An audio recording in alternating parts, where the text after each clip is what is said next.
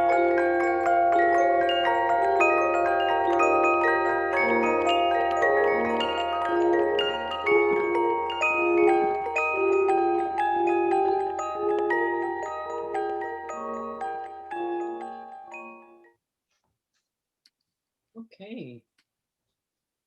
Hello, everyone. Welcome. Thank you for joining us today to welcome Sarah Hennies, our Davenport Artist in Residence this semester. I'm Dr. Phyllis Chen, for those of you that I haven't met, and I am the Theory and Composition Professor here at SUNY New Paltz's Music Department. And we're excited to have Sarah here with us this semester. She will be working with our music students to create a new piece that has composed specifically for us. The new work will be premiered later this semester on Listen Forward, the music department's online video series on April 20th, and more details about that will be forthcoming. So in just a few moments, Sarah will share with us her music and her creative practice. And if you have any questions for her, please feel free to private message me in the chat box with your questions, and I'll be collecting them throughout the talk. And hopefully at the end, we will have some time, like 10-15 minutes, to field some of these questions to her. A little bit about Sarah. So Sarah is a composer based in upstate New York, whose work is concerned with a variety of musical, social, political, and psychological issues, including queer and trans identity, love, intimacy, psychoacoustics, and percussion. She is the recipient of the 2019 Foundation for Contemporary Arts Grants to Artists Award, a 2016 New York Foundation for the Arts Fellowship, and has received additional support from New Music USA, New York State Council for the Arts, and the Community Arts Partnership of Tompkins County. Her groundbreaking audiovisual work, Contralto, explores trans feminine identity through the elements of voice feminization therapy, featuring a cast of transgender women accompanied by a dense and varied musical score.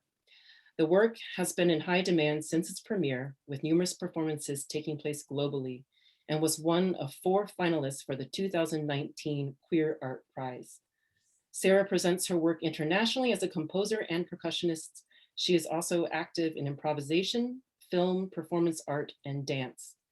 So without further ado, let us welcome Sarah Hennies. I was waiting for applause I could hear for some reason. No, I don't need it. I just was waiting for it. Yeah, hi everybody. Thanks Phyllis and Alex for having me. I'm really excited to be here this semester and work with everybody on the new piece that we're going to do later in the semester. But for today, I just thought I'd give you a little bit of background on like who I am in my practice, but I've been giving kind of the same artist talk for a few years. That's like what I do started here, and then I did this, and then I did this and this and this, and then now we're at today. But I've written so much music since I kind of crafted that talk that I want to do something like a little less formal, and I'll just give you some brief background and show you a couple older works. And then I'm most interested in just showing you things I've done in the last few years.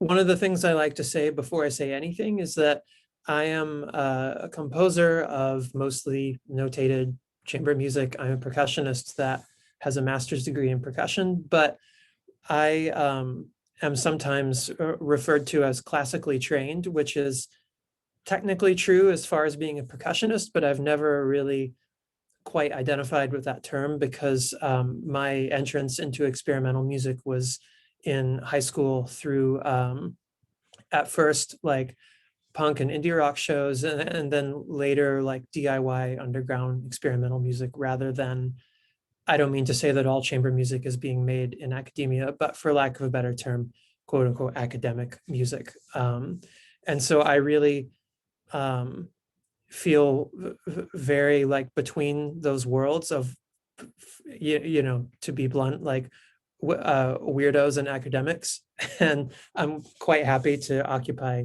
that space. But I just say that to say that a big part of my background is this background as like a rock drummer and someone who was buying a lot of records in high school from lots of weird groups and record labels. But anyway, so about since 2009, I have been working on what I consider more or less the same practice. And that started at a time when around 2008, 2007, I had played a lot of improvised music and was getting really tired of it because I felt like it was not for everyone, but for me, kind of a dead end. And that I didn't want to do it for a lot of reasons that I don't need to get into, but I was really interested in making fixed composed work. And so I was trying all these different things. I worked with no input mixer. I made a sound collage piece. I was working with feedback. I was trying all this different stuff. And at this time, I knew consciously I was searching for what would be like my thing, that, or for lack of a better word, I was looking for a voice that I knew existed, but I just hadn't found it yet. And so in 2009, I lived in Austin, Texas for 10 years and played in a group called the Austin New Music Co-op. And we were presenting a concert of Alvin Lucier's music. And we had brought in the cellist Charles Curtis from San Diego to help us present the concert. And during a break in the rehearsal, he was telling this story where he was like, people ask me all the time, how come Alvin Lucier is so obsessed with echoes? And Charles was like, he just is. Alvin walks into a room, he starts snapping his fingers because he's just interested. That's what he's interested in. And when I heard this story, like I said, I was trying all of these different specific things. But when I heard that, I was like, well, if Alvin Lucier is just doing the thing that he's naturally drawn to, then like, what if I were to answer that question about myself? Then like, what would that look like? And that led me to, let me share my screen. Normally, this is the point in the talk where I would play you a live piece of music, but I'm not able to do that, obviously. The reason that it needs to be live is because these pieces each of them is for a different piece of different solo percussion instrument. And so this is the score. There's one for vibraphone, one for snare drum, and one for woodblock. And the way that I wrote these pieces is that while I was doing that Lucier concert, I was playing a piece of his I'd always wanted to play called Silver Streetcar for the Orchestra, which is a solo for triangle and nothing else. And the piece is just constant pulses on a triangle, and you move around the instrument where you strike it, you change how much you dampen it, and you change the speed at which you play it. And while I was playing this piece, I suddenly remembered that before I had ever heard of that piece as an undergrad, I had written this vibraphone piece that was almost exactly the same. It was one note played for 5 minutes with a single chord in the middle. And part of why I did that is that I had found this weird oddity about the vibraphone, where if you play really regularly on the vibraphone with the pedal down, like this, the sound changes on its own if you play regularly. And what's happening is that the resonance of the bar changes in a random way. And it's because if you've seen a vibraphone, there's pipes underneath and the keys on top. And those pipes are closed on the bottom. So when you hit the vibraphone, air moves down, bounces off the bottom of the pipe and moves back up and ricochets off the bottom of the vibraphone key. So sometimes if you're playing a constant pulse, that air traveling up hits the bar at the same time as the mallet is coming down, and that causes the key to go like kind of dead. And so I made this little 5-minute piece as an undergrad that was really just like, look, the vibraphone does this weird thing. And that was the piece. And really, when I was playing the triangle piece, I was like, oh, I already did this. Like I made this piece, not exactly, but I was doing basically the same thing that like Lucier's piece is pointing a finger at the triangle and like, look, the triangle does these crazy things. And all we think about it is that it's a sound effect in the orchestra. And so I really liked that gesture of taking something that everybody thinks that they know everything about and exposing it as being really unpredictable and very complicated and very beautiful. And so I applied that logic to 3 other instruments. One was another vibraphone piece. The one on the screen is for snare drum, and then one for woodblock. And all 3 pieces are constant pulses. Can you see my mouse cursor? Great. So the way, you don't need to read all the instructions unless you want to, but the way that this score works, and I should say that I made these pieces through playing them. They didn't have scores for years. It wasn't until other people started asking me if they could play them that I finally made the score. So they really were made through me playing them. And really briefly, the way this works is that you play constant 16th notes around this tempo, and you start striking the drum. The circle represents the drum. You start striking it here. You gradually move to here, and then number 2 becomes number 1, and then you gradually move to here, and then number 2 becomes number 1 to here, and so on. And so you're just gradually moving the mallet around the drum. And it's hard to describe, but all of these just wild acoustic things happen. Here's a different one while I'm talking. This is the woodblock piece. And acoustically, the snare drum and the woodblock just do these absolutely incredible, bizarre things that when I set out to make the pieces, I never expected. And in particular, the woodblock is seemingly like the most restricted instrument you can think of, like literally a block of wood, like you hit it and it goes. And the resulting sound of this kind of playing on the woodblock is unlike anything I've ever heard before. It is screamingly loud, and it makes these really high warbling resonances. Sounds move around the room like it's this totally 3-dimensional experience that unfortunately I can't show you firsthand. So when I made those pieces, I knew, as soon as I made them, I was like, this is it. This is what I'm going to do. Like something just clicked inside of me. And part of it because it was so fascinating, but part of it just felt really innate and personal. Like the more I played those pieces, the more kind of emotional I felt about them. Not that they were like happy or sad or a certain mood, but that I just started to have really strong feelings when playing them. And something like about my identity felt really tied to these pieces that I didn't quite understand at the time. And so let me share my sound. After that, I started making all of these other pieces with repeating sounds. One of them called Settle is another piece for vibraphone. Oh, also I started writing a lot of music for the vibraphone because at first, just because I had one in my house that like someone had loaned me for an unknown amount of time.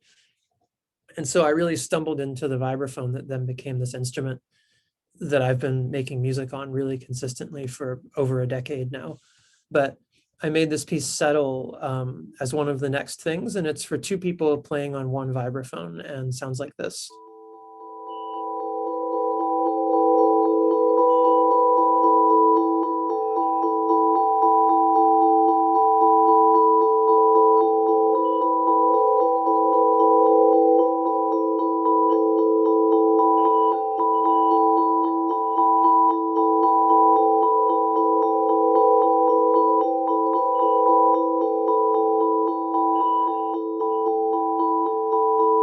So you can hear as I'm playing this, the way that those repeated notes sound like they're changing. That's this change in resonance that I'm talking about.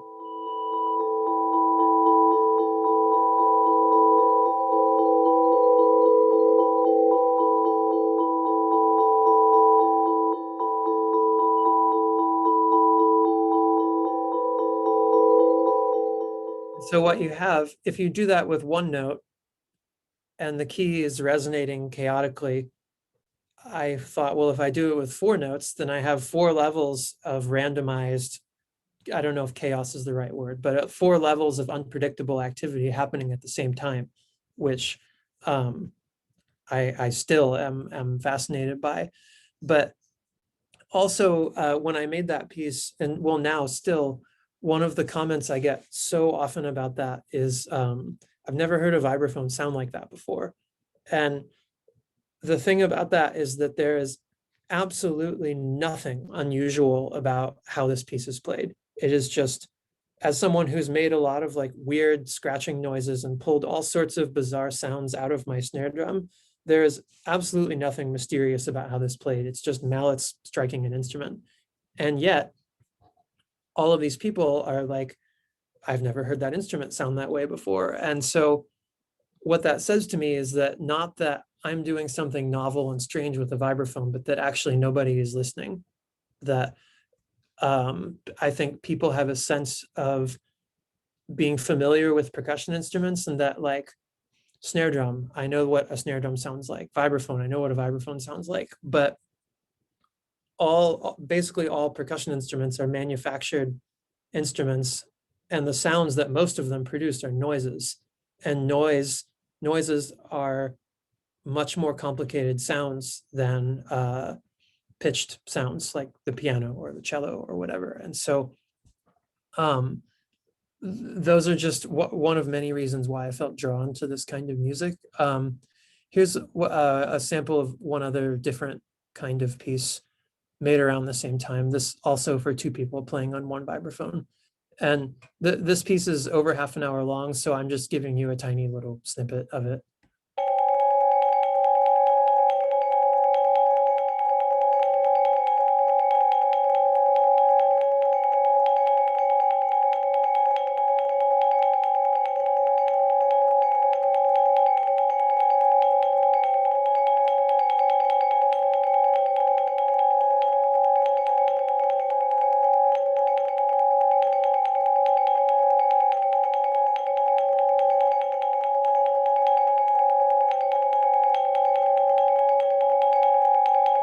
And that just sits there like that. The piece is half an hour long. There are 6 sections. And it just goes block of sound, block of sound, block of sound, silence, 3 more blocks of sound, and then it's over.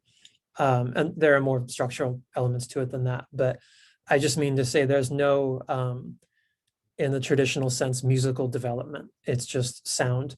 But what I learned in listening to this type of music, especially in particular live in an acoustic space, is that this supposedly non-developmental sound starts to develop on its own. Like there's this sense that I can't explain. I don't know the science behind it, but when you play something like that for a long time, where it doesn't change for several minutes, there's this sense that the sound is somehow building up in the room, and that it really feels like something is changing, even though I'm not changing anything, which, as someone who's interested in sound, like I'm fascinated that like in these pieces, I'm really like not in the John Cage sense, but I'm not trying to like remove myself as a composer, but I'm trying to take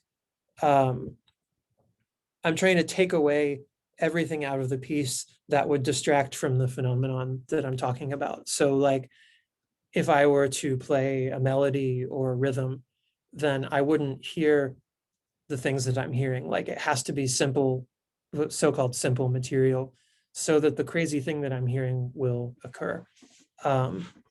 So those sentiments of like things we think are simple and familiar are complicated, and also sound develops on its own, whether we try to or not, are really two of the things that I have been working with for a very, very long time now.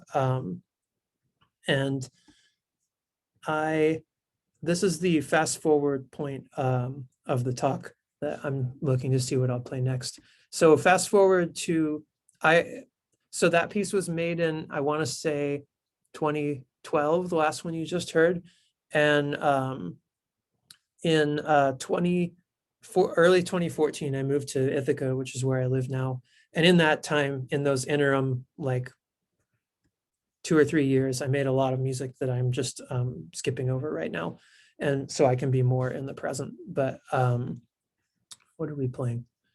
So I did all of these pieces where either one sound is either sustained or repeated many, many times. And at one point I got asked to write a piece for solo guitar when I was still really deep into doing these kinds of pieces I just showed you. And I thought I really wanted to do it because his name is Christian Alviar. He's a really great guitar player. But I was like, well, I cannot do what I'm doing on guitar. It just like won't work because percussion instruments are percussion instruments and they do the things that I'm doing, and guitar probably won't. And so I thought, well, can I apply this same logic to patterns instead of single sounds? And so what I'm going to play you now is a much more recent work, but it uses um, this same sentiment of repeating patterns that repeat for a long time rather than sounds. So this is a piece called Spectral Malsconsities, which if anyone has a question about the title, I'm happy to answer that later. And this is for piano, double bass, and percussion. And again, this is half an hour long, so I'm just playing a little bit.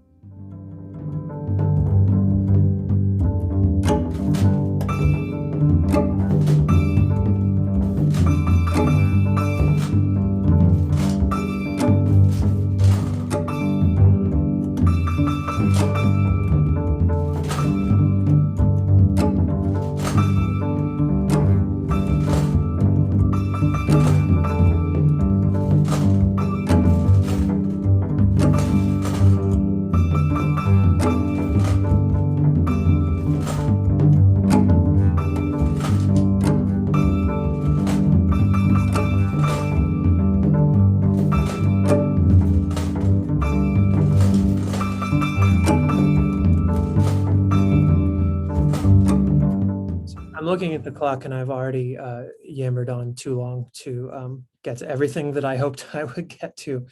So I'm going to kind of speed through a couple of things that I just want to show you.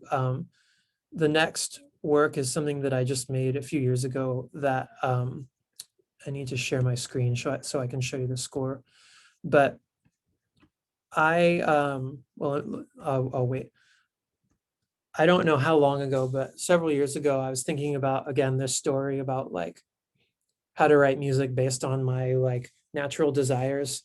And I had this idea at some point where I was like, well, one of the things that I seem naturally drawn to is to like stay with a person for a long time and like live with them and hopefully be in love with them. And that's something that like has been really important to me. Not to say that that isn't important to other people, but it's something that feels like not everybody stays in a relationship for 16 years is what I'm saying. And like can't really imagine ending the one that I'm in now. So I had this idea, like, well, what if I made a piece that represented this situation in some way?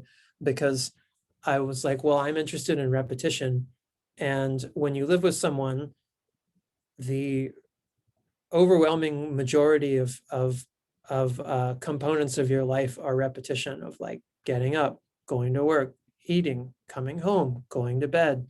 Like, and then of course there are biological repetitions like blinking, breathing, walking, all of these things, your heart beating, that all of these super banal things that none of us even think twice about doing, that the after the premiere, somebody was asking me more questions about this piece, and they were a couple, and I was like, have the two of you ever just been sitting around watching TV or just doing something just like really normal, and just all of a sudden one of you is kind of like, hey, that like you just for no reason you have this feeling of affection for that person. And so I made this piece called, oh, the rest of this story is that, so one day I got a email in my inbox. Oh, here it is. I got an email in my inbox from a duo called Two Way Street. And they said, hello, we are Adam and Ashley, we're Two Way Street. We're wondering if we could commission you for a very long piece. And also we're a couple. And I just like, I could not believe it. I've never in my life had a total stranger approach me and basically say, will you do the exact thing that you were already thinking about doing for us?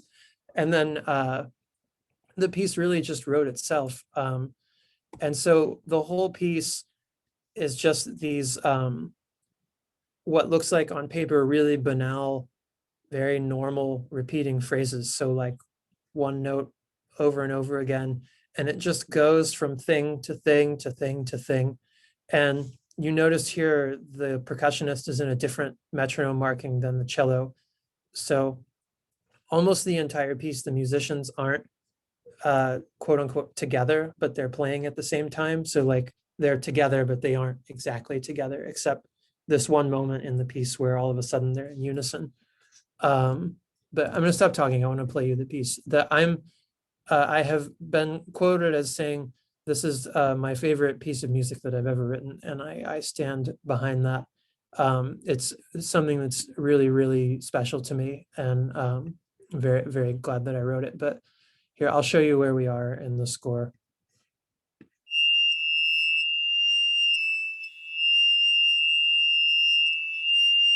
So we're hearing this bowed glockenspiel note, and we're about to hear this.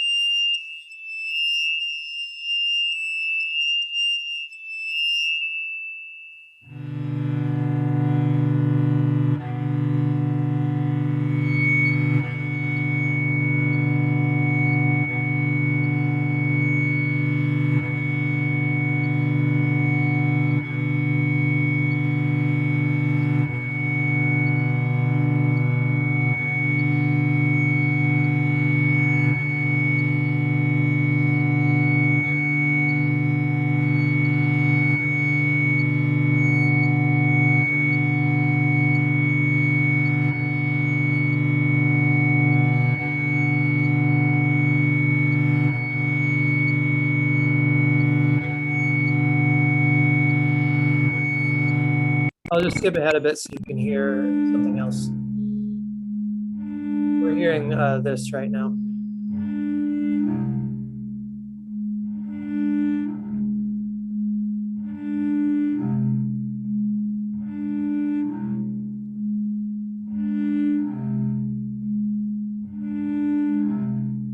And so it goes through pattern after pattern after pattern, and never, nothing ever repeats. The only thing that ever comes back is that unison that I showed you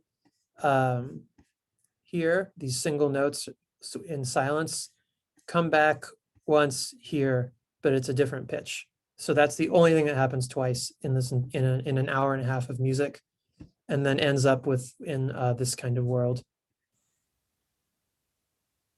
Why don't I hear anything?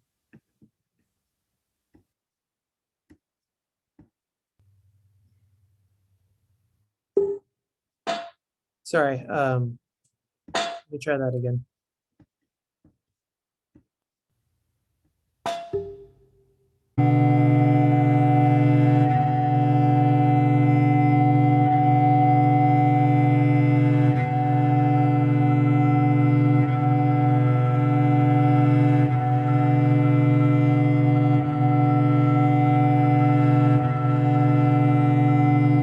And I don't know if you can hear, this has kind of like a fluttering effect.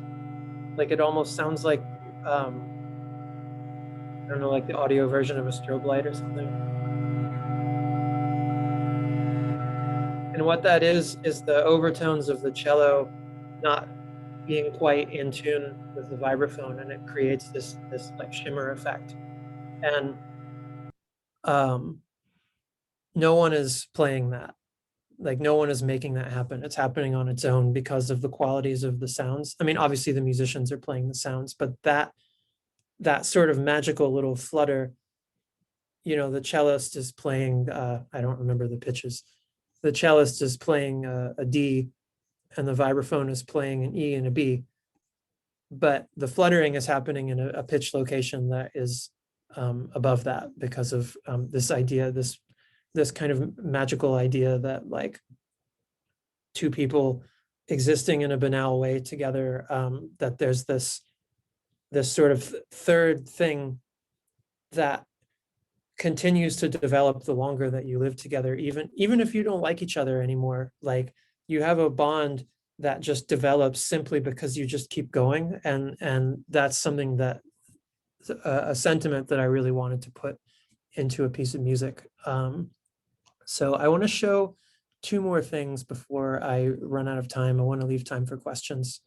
So when I mentioned earlier that those pieces, Psalms, that I knew that they were sound pieces, but how I think I briefly said that they didn't really like reveal themselves to me until much later. But after many years after I made those pieces, well, not that many, I transitioned and came out as trans and started, like, not really on purpose, started kind of looking back at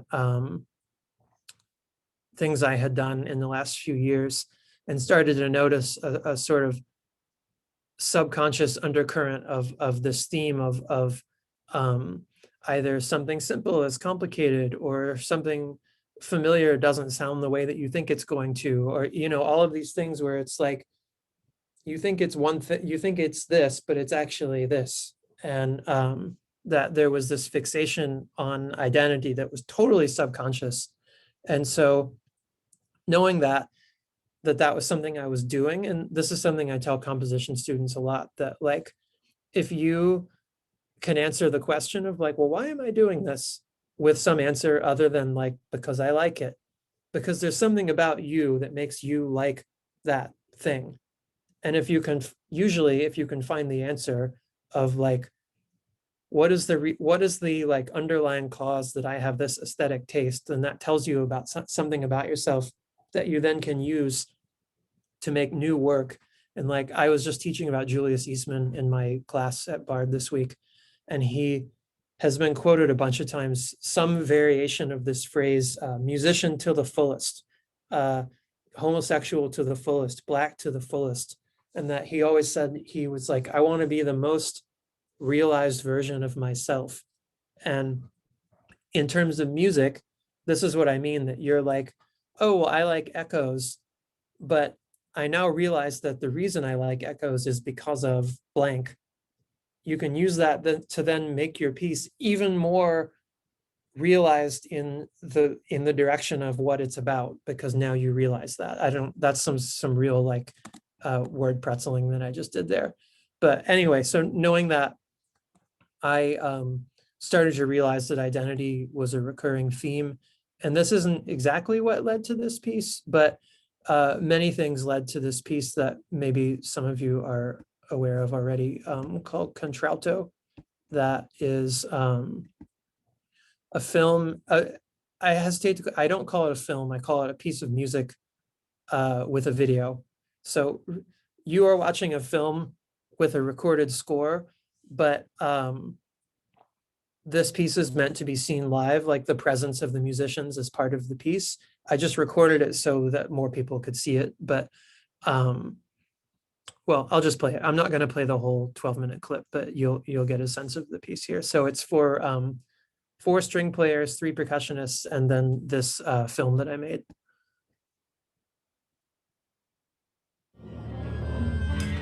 La la la la la la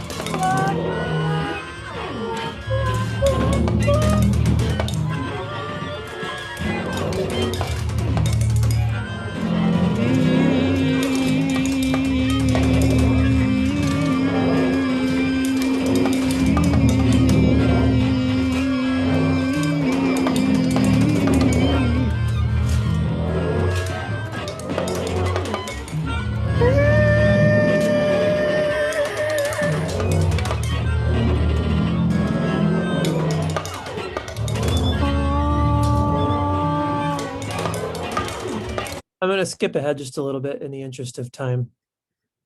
There we go.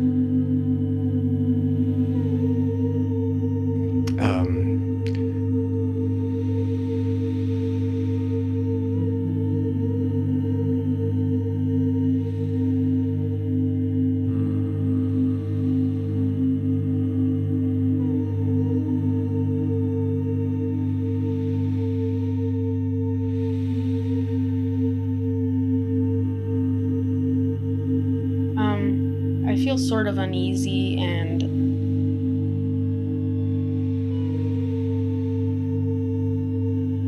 I kind of tend not.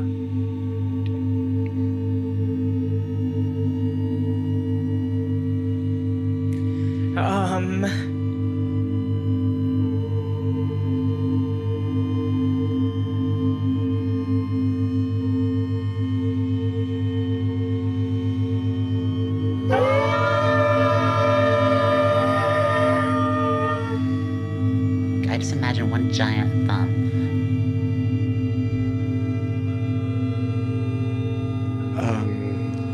And I let my beard grow. So I was aiming for 10 days growth of beard, which I thought would be fashionably grungy.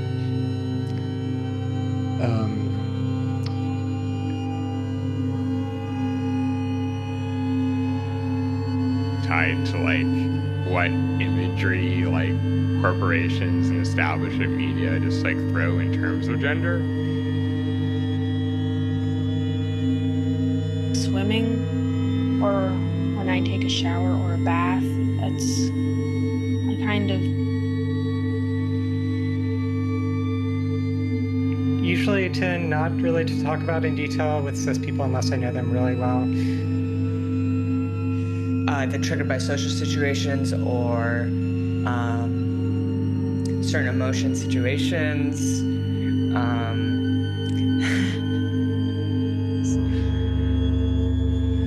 And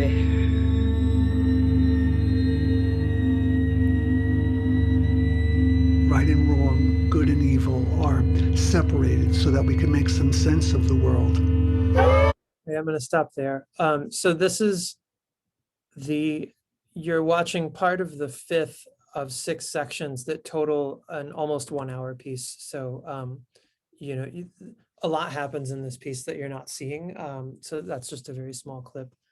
I could and have talked about this piece endlessly, and there's a lot to talk about and covers a lot of different conceptual and musical areas. So if you want to ask questions about this piece, feel free, but for now, I'll keep it brief and just say that I made this piece after an experience of attending a class at Ithaca College, where I live, that is offered to trans people for so-called voice modification that is designed to help someone who transitions speak in a way that, one, they feel more comfortable, but also that conforms more to cisgender stereotypes of what men and women sound like. And so I found the material of the class to be incredibly useful for making a piece of music, but also to be really like weird and funny and problematic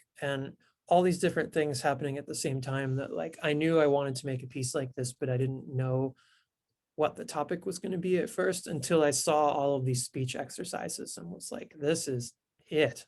Like, this is definitely what I'm going to make this piece about. And so the last thing I'll say for now is that when I say, once you realize something about yourself, you can then push your work even farther in that direction. Like, this is sort of what I'm talking about. I mean, this is the only piece I have like this. So it's like, I actually was hesitant to make it at first because I didn't want to be the trans composer, but ultimately, like, obviously made the work anyway. And I'm very glad that I did. But is to say that I'm doing lots of other kinds of things. This is a piece that tied together all of these different things that I was interested in service of this one thing that, as it turns out, was an underlying motivation for almost all of my music in the last 10 years anyway. So it seemed to me pointless to worry about something like that I would get pigeonholed or something, which in hindsight was like a ridiculous thing to think anyway.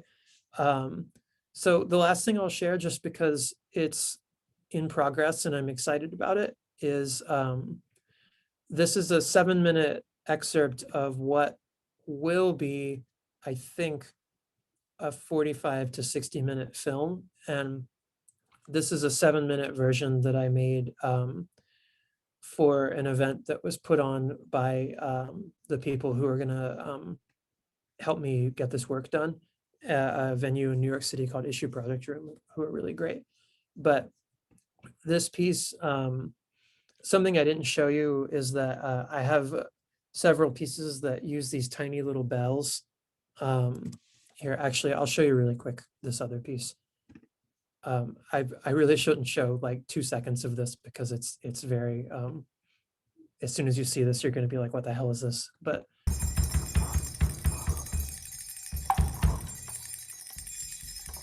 so all those little bells you see in my hand are things that I've used now quite a lot.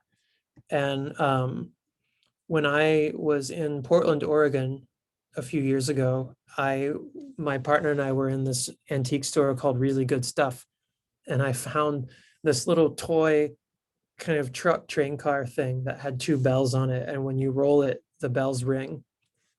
And I've thought like, no, bells, I'll buy that, and it was cheap. And it sat in my house for probably a couple of years before I realized why I wanted to buy that thing. But I'll play you the video and then I'll tell you the explanation because it kind of takes a while. But again, I won't play the whole thing. But this is also, I made a different musical score for this than will eventually go on the film. But whatever, you don't care.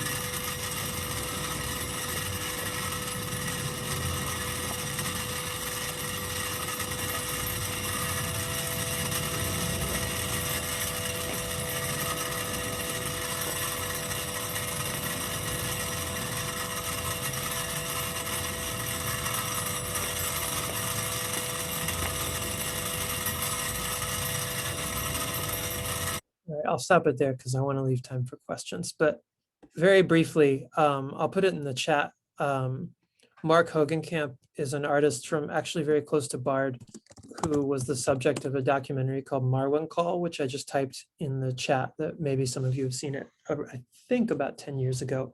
But very briefly, Mark Hogenkamp's art is that he makes these little miniature, like kind of Civil War drama scenes, and then takes these really beautiful photographs of them. And all of them are it's this like epic war drama in the fictional land of Marwan Call that he's created for himself. And the reason that he became an artist is because you saw the text at the beginning that he had suffered this just absolutely horrible beating that almost ended his life and caused him to forget. He can't remember anything about his life prior to that point, and started doing these very fine things with his hands because his insurance stopped paying for his physical therapy. And so he developed his own therapies. And one of those, and the way that he was discovered as an artist, is that he has this kind of military toy truck that's probably like this big with a rope attached to it. And he said that he found that if he could walk down the road and pull that truck in line with the white stripe on the side of the road, then that was helping him improve his motor skills. And so, I forget his name, a photographer drove past him in the car like several times and finally one day stopped and asked him what he was doing. And he told him this whole story, and then the rest is history. But so that's something that I have been wanting to make for a long time that I'm excited to finally be working on. Yeah, so that is the unceremonious end of the talk portion. But if people have questions, I'm glad to answer about just about anything. Thanks, Sarah. Thanks, Sarah, so much for all of that. There are a couple of questions. And once again, if any of you have questions for Sarah, you can just drop it in the chat box. You can private message me, or you can just drop it in right now for us to catch. There was just a few that came in. So the first one is, where do you draw your motivation and inspiration from?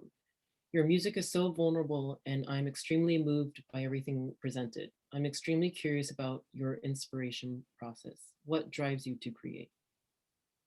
I mean, honestly, a big part of that is that I just feel like I have to, and that I can't stop. Like there was a really great songwriter named Vic Chestnut who died several years ago, and that on his last tour, he was disabled also in a wheelchair, and he told his bandmates in the hotel rooms, he was like, you have to take my guitar from me, otherwise I won't stop writing songs. And I'm not like that extreme, but I do like, I fashioned a practice that is like tied to my identity, like very intentionally, but there's also something kind of unexplained about it that like, I don't know why. I don't know why, like there's been multiple times in rehearsals for some crazy thing that I've done, or I've just had this moment of clarity and been like, what is wrong with me? Because some of the stuff is just so crazy, but obviously I take it really seriously. But I don't know. I used to need really like clear-cut ideas about what a piece was going to be before I wrote it. But I've written enough music now that I've started to just do things without knowing exactly why I'm doing them, with the expectation that there is some reason for it, and that by making the piece, I can then figure that out. So I don't know. It just depends on the piece. There are like always things that I'm interested in, and there are certain recurring themes, but I don't know. I'm pretty like multitudinous within like a small spectrum. Mhm. Yeah. The next question is for falsetto. Were you using sounds of the speech therapy in the texture of the piece? Were those people in the film part of the speech therapy, or were they musicians too? Was the piece performed as one full performance in 5 parts, and what was the role of the musicians? That actually, the piece where I'm shaking the bells in front of the bass drum is called falsetto. The film with the trans women in it is called contralto. And none of the, let me think. One of them is a musician. A couple of them are my friends. One of them is the daughter of my friends. One I met in the class, and one is actually the person who runs the class. So it was kind of a mix. And I get the question a lot of like, how did you select these 7 people? And the answer is those are the 7 people that said yes. And as you can imagine, other people said no, for what I think are obvious reasons. What was the rest of the question? Was the piece performed as one full performance in 5 parts? Oh, right. Yeah, it's a single 50-minute film with like 6 kind of clear defined sections. And the way I imagined it is that you have a big video screen, and then right in front of that and mostly under that are 7 musicians in an arc. So it goes violin, percussion, viola, percussion, cello, percussion, bass, and they're in a big semicircle in front of the screen. And so when I said earlier that the presence of the musicians was a big part of the piece, is that the instrumental parts for that piece are very physical. And that's something I didn't talk about, is that I've done a lot of work with like work in like physical work and labor and endurance and exhaustion that is present in a lot of my pieces. And the image of these 7 people on stage just like working so hard is this whole other added level of intensity of like, I don't think of the musicians as accompanying the film. Like there's a video and there are musicians and they are intertwined. Like it's not like a traditional film score where like I'm making music to support the film. They're very much like on equal footing. Mhm. Someone asked, how do you deal with performance anxiety? Or do you get performance anxiety? I honestly, that's something I've never struggled with. I was a really, really shy college student, like very, very shy. But for some reason, I could always, yeah, I got into experimental music at a very early age, like 15. So by the time I got to college, I had a pretty clear idea of what I wanted to do. And like, I could do these really wild, crazy things on stage, but then was just like incapable of meeting a new person off stage. But it's just something that like, and then this is part of why I harp on like innate desire so much, or innate ability, because it just, there's something unexplainable about like the way that I work and how natural it feels to me. I don't say this to brag, but that like it just feels like exactly the thing that I'm supposed to be doing. And really like in a lot of ways my music arrived at like parts of my identity before I did, that like that my subconscious seemed to like be doing things before the rest of me was. Mhm. And I have I'll link to it. I have a video on my website. I wrote an essay that's kind of loosely based on the question of why did I play drums, and me trying to answer that question, which is here. Great, thank you. I'm just gonna ask my own question here because it doesn't seem like there's any others here. And we have a bunch of music students and composers here on the call. And you've touched on this a bit through the hour, but what general advice do you have for just young composers who want to be making music, who want to be writing music? And, you know, as you've mentioned, your music has changed, you know, since you went to college. And any piece of advice for us?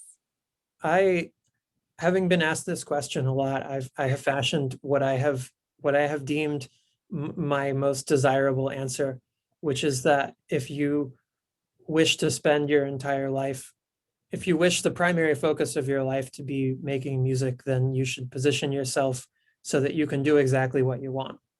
And for me, like, so I studied percussion and I never had any desire to be a percussion teacher. I don't think I'm very good at it. I don't like it. I don't enjoy it. I love playing, obviously, but the career path of studying percussion in college is to become a percussion professor or like a band teacher or something. And I just knew that I wasn't going to do that. So what I did instead was that I finished grad school and I needed money. So I started working in offices full time and making music at night and on the weekend, which is not a unique situation to my life at all. Like obviously lots of people are doing that, but I I did that for as long as I did, which was a very long time, 15 years, until I reached a point that I actually physically could not do both of them anymore. Like I would go to my day job and answer music emails all day. And so I probably could have made that leap sooner, but now, and I'm not saying everyone should suffer through 15 years of like data entry and admin assistant jobs, but I now find myself in a position of being a self-sustaining professional musician. And the only thing I do is write my own music and play my own music. That I mean, sometimes I do other stuff because I want to, but like my entire life is I mean, again, not to brag, but a friend of mine asked me a few months ago that if someone asked me 20 years ago, like, what would you like to be doing when you're 41? And what would you have said? And I would have said exactly what I'm doing right now. And I'm like, I'm like very proud that I made that happen, because the thing that I thought could happen did actually happen, and it wasn't an accident. Like, I didn't stumble into some like early success or something. I just played a million shows and made a ton of records. Like, really, that's my answer, is just like work, work, work, work, work, work. And there there's the jazz musician Bill Dixon has this quote that says, the reward has got to be that this is what you get to do. So that's sort of a two-part answer, but I feel like the only expectation you can have is that you will have the joy of like getting to create or like play the music that you want to play. And then if you have that, then like hopefully you can make other things happen. But I think that um, the best way to do that for me was to make choices that made it so I didn't have to do anything I didn't want to do related to music, like teach drums or work in a music library or whatever, all of these sort of music adjacent jobs, or like running live sound for a band, all of these things that like that I don't want to do. And now I don't have to do them. Thank you. So there's a bunch of students here that will be part of this piece that we're going to be working on together this semester. So once again, that'll happen April 20th on Listen Forward. And thank you so much for this talk. And oh, someone's raising their hand. I can't okay, see. can you see? I just see that. All right, yeah, that was me. I had a question. Oh, yeah. Sorry, let me put my hand back down.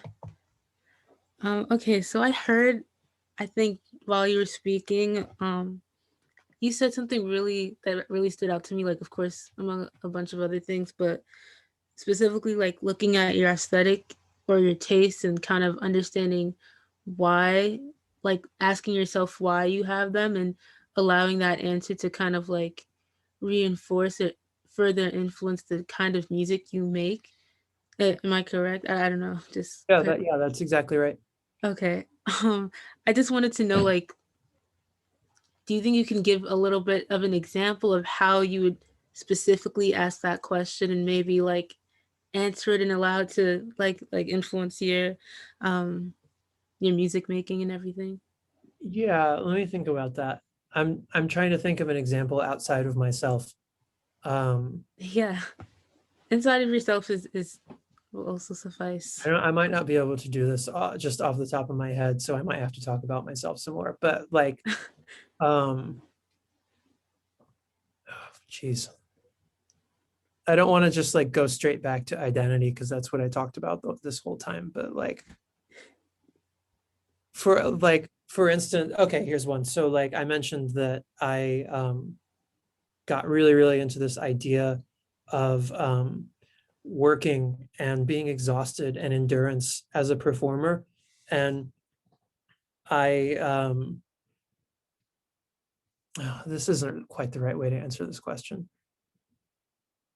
So I don't know. I'm sorry. I'm drawing a blank. What I was about totally fine. It's totally fine. What I was about to say is a totally different topic. But like for instance, we just listened to a Julius Eastman piece called Gay Gorilla in my class right before I gave this talk. And I was asking them, because Julius Eastman said over and over again, he was like, I want to be gay to the fullest, musician to the fullest, all of these things. I want to be the most realized version of myself. And so I asked them, not gorilla like the animal, but gorilla like warfare. And there's this clip of him saying how like he wants to be a gay gorilla, because a gorilla is someone who like sheds blood for their cause and like gives up everything for their cause. And so my question for them was like, what is it about this music that is gay? Like, does it sound gay? And if so, what would that be?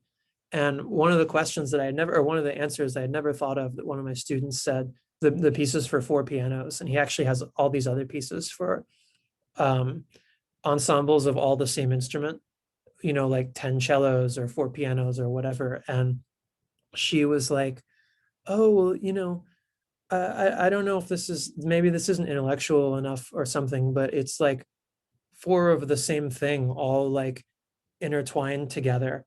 And I was like, yeah, that's like, I hadn't thought of that, but that's totally. So if Julius Eastman wants to make gay music, and this is a sort of dated, he used the word homosexual, which is kind of dated, but he's strictly thinking of like men being with men. So it makes sense that if he, as a man, would like to be with a man, then he would make a piece of like many of the same thing being together. And so that's a musical choice that he made based on something that he learned about himself at a much earlier date that was this huge part of his identity. So he's using his identity to push his music as far in the direction of supporting that identity as he can. Does that make sense? Yeah, that makes sense. Okay. Yeah, thank you.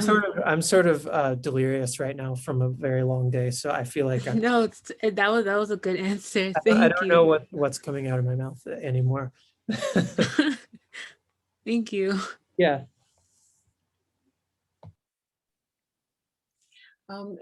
Any other lingering questions? Any other questions for Sarah?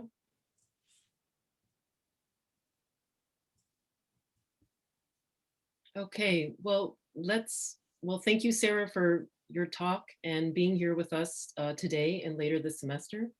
Once again, we're all looking forward to seeing you again in March and working on your piece with you. So thank you, and thanks everyone for tuning in and being part of this Davenport residency on the first day. So have a lovely evening, and thank you.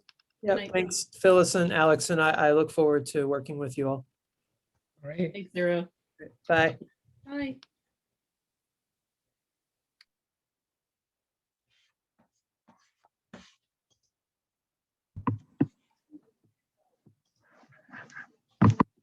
Whoa, laptop is glitching.